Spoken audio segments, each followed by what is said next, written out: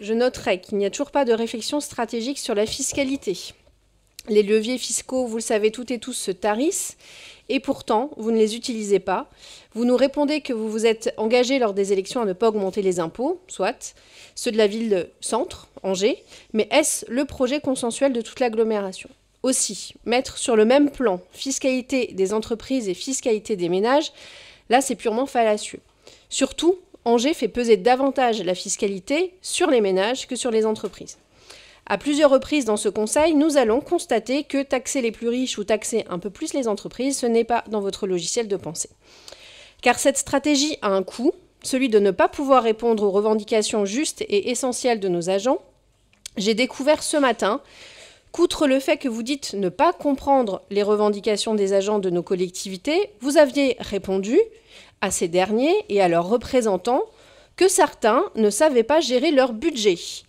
Avec 8 700 € d'indemnité mensuelle de maire-président, est-ce que vous pensez, monsieur le maire-président, être le mieux placé pour faire la morale aux agents qui sont à l'euro près pour finir le mois et à celles qui, à temps partiel subi, sont dans le rouge le 5 du mois ? Personne ne s'étonne donc ce soir que le mouvement de grève se poursuive et que les agents des déchetteries se mobilisent. Ce n'est pas de la radicalisation, comme j'ai pu l'entendre par ailleurs, que d'attendre de son employeur, de surcroît public, qu'il prenne ses responsabilités et recherche des solutions pérennes pour améliorer le sort des agents. D'autres collectivités le font. Ne pas bouger votre ligne sur les impôts, c'est tout simplement démagogique. Pourtant, les Angevins le savent. L'impôt, c'est la ressource essentielle de la redistribution. Ce sont les services publics, la transition écologique, la rénovation des cours d'école, les pistes cyclables et j'en passe. Pour des entreprises qui s'installent, ce sont des infrastructures de qualité, des écoles pour accueillir les enfants, des routes, des transports collectifs, allons rêvons des transports gratuits, même partiellement. Et pourtant, avec une des fiscalités les plus élevées sur les ménages, vous continuez à ne pas vouloir demander un effort aux entreprises et aux plus riches, mais j'y reviendrai sur la délibération numéro 2, tout autant bénéficiaires de l'effet redistributif et structurant de l'impôt. Pour ma part, je voterai contre ce budget général ainsi que contre le budget transport. Sur la question d'aller plus vite et d'aller plus loin, alors moi, si vous voulez, je crois aussi à la soutenabilité financière. Et donc, être raisonnable, c'est être très ambitieux, nous le sommes. On a voté collectivement une ambition forte. Il faut que ceux qui sont élus et en responsabilité soient en capacité de faire des choses. Et donc, tout n'est pas possible. Et dernier point, concernant une intervention qui a été faite, j'ai entendu sur les émoluments de tel et tel élu, etc. Moi, je pense que c'est un mauvais procès qu'on est en train de faire à des personnes. Lorsque des institutions prévoient des indemnités, on ne sait pas ensuite ce que les uns et les autres font de leur denier. Je comprends qu'ils puissent heurter certains, mais ça ne se joue pas ici. Pour moi, c'est du populisme que d'invoquer cela.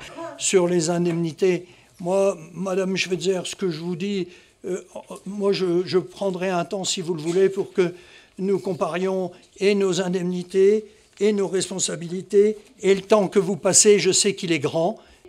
Je n'attaque pas les indemnités, mais quand on ne veut pas être attaqué sur les indemnités, on évite de faire la morale à des agents qui, eux, sont payés proches du SMIC. C'était ça le sens de mon propos.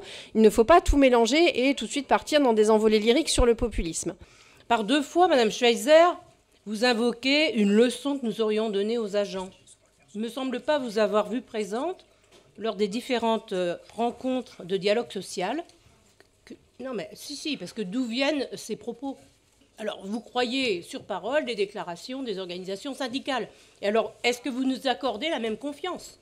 Moi, je vous déclare que le dialogue social, il est de qualité, que nous ne faisons pas la morale aux agents, et que lorsque des agents nous parlent de leurs difficultés liées à la gestion de leur budget, qui nous invitent à évoquer la situation qui est très personnelle de leur budget familial, nous dialoguons sur ce sujet-là.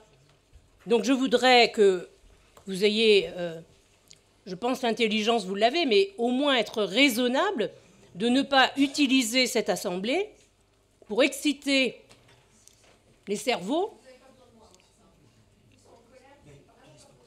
Est-ce que, Monsieur le Président, vous pouvez faire un rappel au règlement ? Oui, moi je vais faire... Madame Schweitzer. Voilà. Ah, vous arrêtez, oui. Alors, s'il vous plaît, de grâce, cessez d'agiter les drapeaux.